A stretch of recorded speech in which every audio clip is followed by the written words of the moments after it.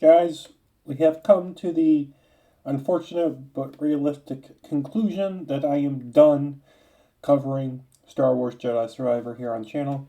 I will not be uploading anymore and I will not be streaming it anymore. I have finished the game. I have done everything in the game that I wanted to do. And I appreciate all you guys' love and support here on the channel for the past month and a half while I've been making Jedi Survivor videos. And I hope you guys have enjoyed it. If you guys have missed out on any of the Star Wars Jedi Survivor videos, there is a playlist here on the channel, and you can find it there.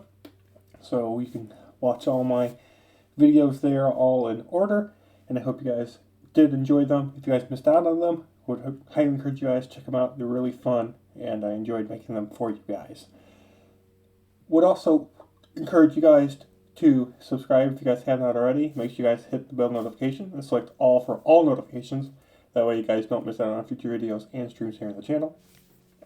And, well, I did enjoy playing the game. I enjoyed the story for the most part. And I enjoyed, wielding a lightsaber. I did have a couple issues with the game. First off, there wasn't a real villain. Like, at least in Jedi Fallen Order, we had the Inquisitors, and we had a specific Inquisitor that was the villain constantly chasing us down, and that we were trying to defeat. In Jedi Survivor, there's just people. We've got the leader of the Bedlam Raiders, we've got Dagon Greya, a High Republic Jedi that goes Sith, and then we've got Bode, which is another Jedi Survivor, which is now a bounty hunter working for the Empire that created the ISB. You have all these characters, but you don't have a single main character. I mean, Vader shows up, but doesn't even bother. They don't even include him fighting Cal. So it's just like... And then you have a cliffhanger ending of sorts where I'm sure they're going to do a third game in a couple of years. But you don't have a satisfying conclusion, really. You don't have a main villain that you go up against throughout the game or try to escape from. You just have the Empire's constantly chasing us. The Empire's constantly chasing us. The Empire might come and find me. I need to do something before the Empire finds me. And it's always this invisible force in the background that we never really see, and we never really have a main bad guy to go up against and defeat. We just have all these little boss battle obstacles that we have to overcome, and that's what they are.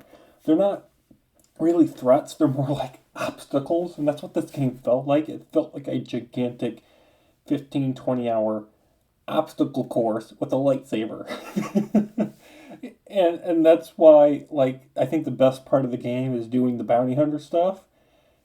Is like that actually feels like, you have a purpose for actually going out into the galaxy, finding them and defeating them. It feels somewhat rewarding, and it feels like that had a purpose. Like, those are more villains than the villains that we actually think get in the main game, which is kind of weird.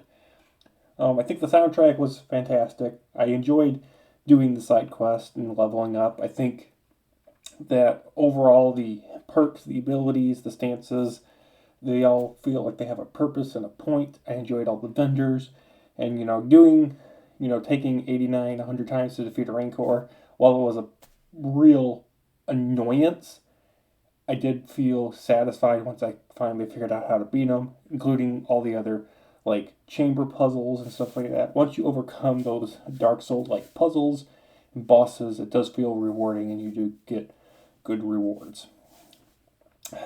However, I want to state the fact that even after this game has been updated 2 times after launch, I still have problems with this game. Like, on launch day, the game literally froze, shot me back to my main Xbox screen,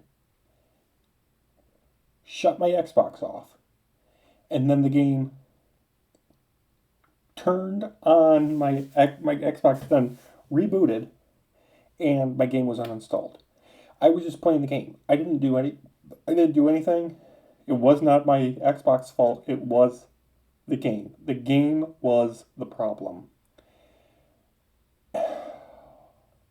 And then after they put out the first update, the game was constantly still stuttering, freezing, frame rate problems. The game would crash. The game would just... It was a nightmare to try to play this game consistently for more than an hour without there being some sort of technical problem. And even when I got to the finale on Tanalor, I still had bugs, issues, glitches, freezing, pop-ins and pop-outs. It's just, while the game looks fun and it plays well, for gameplay-wise, it functionally, technically sucks. So, with that, I'm going to give this game a 7 out of 10. When they launch the next Jedi game, they need to make sure that it is stable. It is a single-player game. It has no online multiplayer components. These types of technical issues should not exist.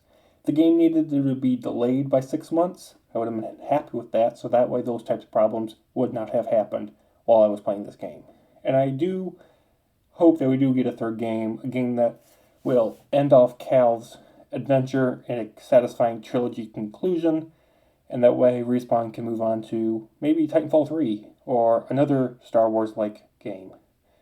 So, 7 out of 10, and hope you guys enjoyed the video. Look forward to more coming out soon. May the Force be with you always, guys.